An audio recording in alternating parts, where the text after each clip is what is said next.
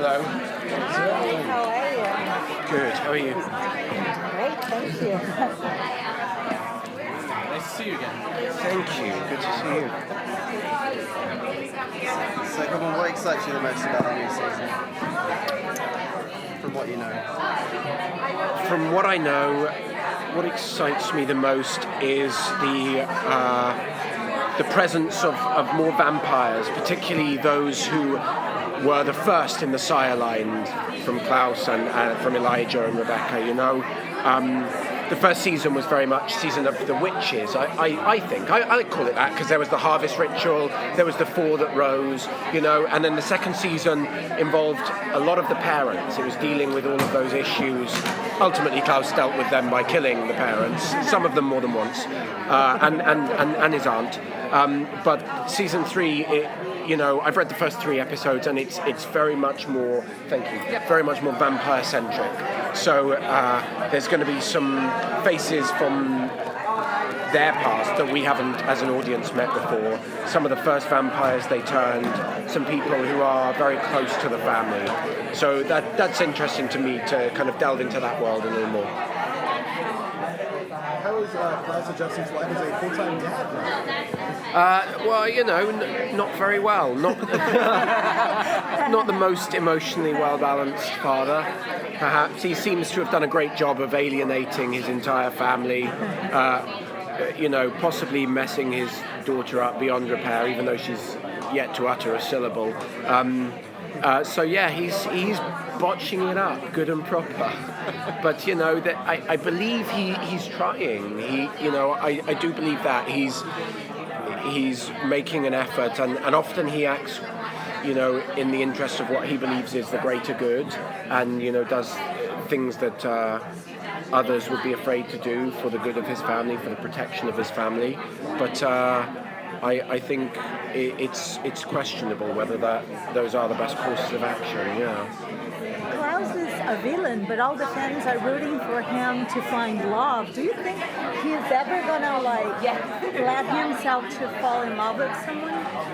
I don't know. You know, I think one of the things that makes the character compelling for me is that he's very destructive and very guarded of his feelings. So he will allow himself to feel something for a moment, and then he'll trample all over it because he doesn't want to show any vulnerability, show any chink in the armor, you know. So I'm not sure, you know. And he started as a villain, but I suppose I like to think of the originals as a kind of transformation to at least anti-hero, if not hero, anti-hero, you know. I don't think we can go as far as to call him a hero yet, but he, you know, he allows him, he has those little moments with his daughter, and you know, just beats where you believe like maybe he's capable of some humanity before he, you know, toasts Elijah's girlfriend, or I don't know, curses Haley or whatever. Yeah. Klaus and Cammy have always kind of had a special relationship where we kind of saw it grow, especially in the last couple episodes of season 2. How much, I guess, do they interact in these early episodes for season 3? And are we going to see that, you know, relationship develop even more? Not necessarily romantically, but just like kind of be that it's kind of that connection to his humanity. I agree with you. And you know, in the beginning when we cast the originals, you know, I did readings with different people, and they were trying to cast Cammy, and they talked about her being a love interest potentially for Klaus and potentially for Marcel. And I really believe the characters developed far beyond that. You know, she's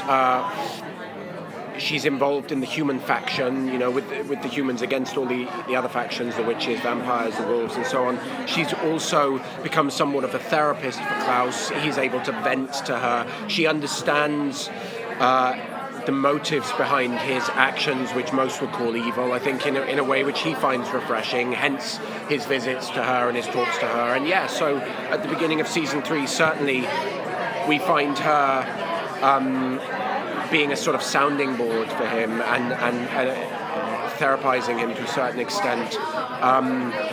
Though I believe I think she believes it's sort of her duty that nobody else, you know, he can turn to nobody else, and she has to be there to curb his behavior a little bit and to try and talk some sense into him, yeah. We understand there's going to be a lot of flashbacks, a lot more flashbacks. How much do you enjoy that part of the work? Well, I love it. I mean, I did a lot of period drama when I started in my career in Britain, and for a time I thought that was my job. Like, I just do period drama, you know. It took a long time before I put on jeans and t-shirts to film anything, but it's great. I mean, it's more work because the costumes and the wigs and the look of it all. But I really, really love the opportunity to play all these different eras in one show.